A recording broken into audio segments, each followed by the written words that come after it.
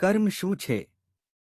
કર્મ એટલે માણસ દ્વારા વિચારપૂર્વક અથવા સ્વભાવવશ થયેલા કોઈપણ કાર્ય, બોલાણ કે વિચાર. હિન્દુ ફિલસૂફી અનુસાર દરેક કર્મનું પરિણામ મળે છે, તે સારો હોય કે ખરાબ. કર્મનો ફળ કેમ મળે?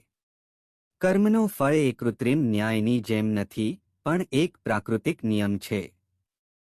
તમે જે કરો તે જ પાછું તમને મળે છે, આ જ કર્મનો સિદ્ધાંત કહેવાય. કર્મફળ મળવાની 3 પદ્ધતિ.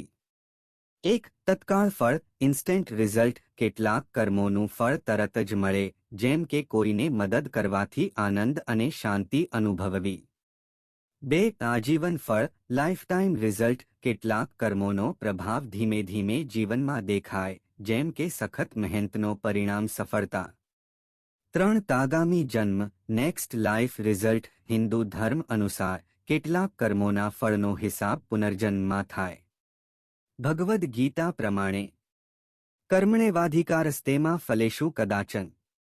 તમે ફક્ત કર્મ કરવાનું છે, ફળની આશા રાખવી નહીં. અંદાજે તમારા સારા કર્મો તમને સારા પરિણામ આપશે અને ખરાબ કર્મો દુઃખદ ફળ આપશે. એટલે જ હંમેશા સારા કર્મ કરવા પર ભાર મૂકવામાં આવે છે.